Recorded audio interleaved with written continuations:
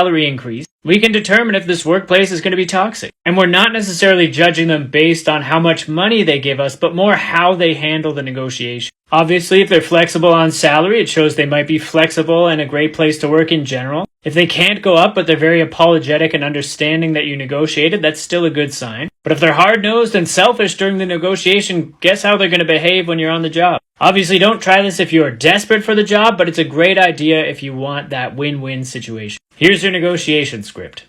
Your resume could be getting thrown out before anyone even reads it, and here's why. The layout and the way you present the information on your resume is hugely important to how people decide whether you're going to get this job or not, no matter how qualified you are. So here are 6 things you need for a good resume template. I want you to score your resume as we go.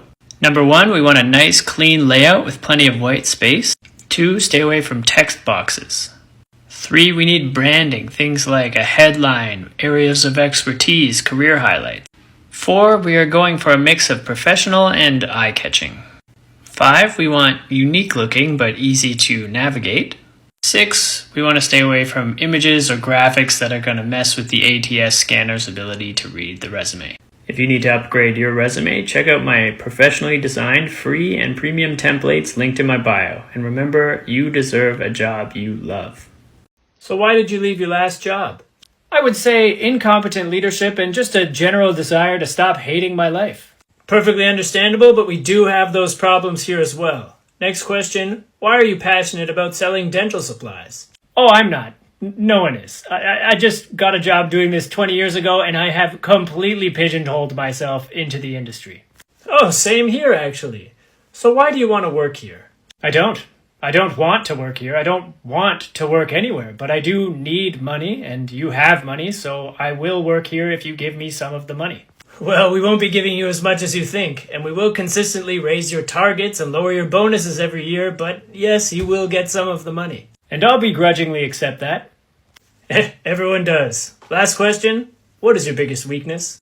Ooh, so many to choose from, but probably the fact that I'll stay in a soul-crushing job years after I start hating it. That's exactly what I was hoping to hear. You're hired. I already regret this.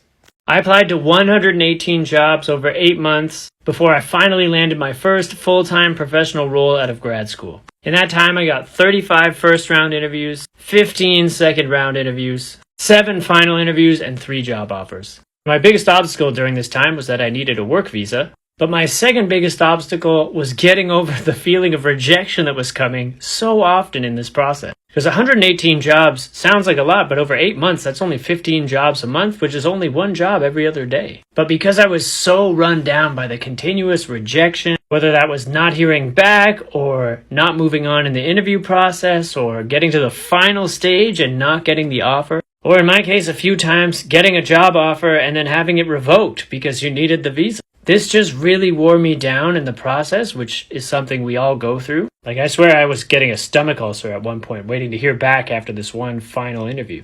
And if I hadn't let the rejection get to me so much, which, I don't know, maybe I shouldn't have because it's a very normal part of the process, I probably could have applied to more jobs, and I probably wouldn't have been job searching for so long. Or maybe I just needed to deport myself earlier, I don't know. But in the end, when I finally got a job, I was looking back, and that time that I thought was so stressful felt very small and insignificant in my life. Which is weird, because at the time it was absolutely daunting and all-consuming. So I guess my advice in this video is if you're getting overwhelmed or feeling crushed by the rejection of the job search, just know that, that's very normal. Everyone's going through it, and you will be okay. And when it's done, it won't feel like as big of a deal as it does now. So whatever happens, you'll be okay. If you left your last job after a short time, say this during your next job interview when they ask why you left. When I was recruited to that last role, the team outlined a very appealing set of responsibilities. Unfortunately, upon starting the role, the portfolio had changed quite a bit from what was originally described. I stayed for blank months to try to make it work, but the role just wasn't aligning with the work that I'm passionate about. Such as, and then you describe work from the role that you're interviewing for. Like and follow for more.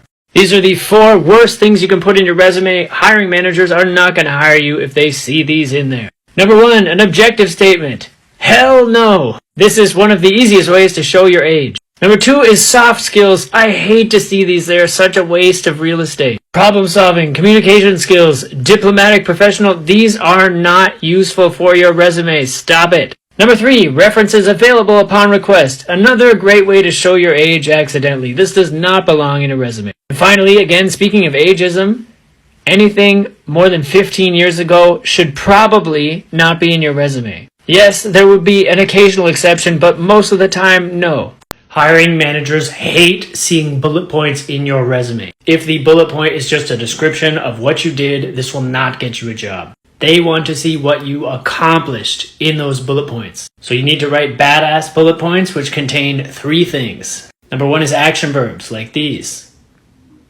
Number 2 is specific and quantifiable details to answer questions like how much and how many. And 3 is results to show you were successful. Here is an example. For more examples of badass bullet points, check out my free ebook, 54 Badass Bullet Points for Your Resume, linked in my bio. Alright boss, we're done interviewing all the top candidates. Who do you want to hire? Yeah, I'm not really sure. Oh, did you want to talk it through some more? No, let's interview them again. What? Why? Did you forget who they were already? Oh no, I remember them all perfectly. Right, because we have their resumes here and all the notes that we took during the interviews, and also we just literally finished talking to them. Let's bring in like 6 other people to be on the hiring panel this time. Oh yeah, I guess that could be beneficial, so then we'll just hire whoever those people like the best? No, of course not. No one else knows what this job requires except me. Well then, why do we... No, never mind. So, okay, 1 more round of interviews, then we'll hire the top candidate. No. Not 1 more round of interviews. 3. What? No. Why? Shut up. Presentations. What? We'll make them all do presentations to propose projects that we're never going to do and solve problems we've already solved. I mean, that sounds like a lot of work. Are we going to be paying these people for this time? No. Boss, I've got to ask, why are we making this so complicated? Because this person is going to report to me. And the harder it is to get the job below me, the more important it is. And the more important the job below me is, the more important I feel. And that's all that matters here? Now you've got it.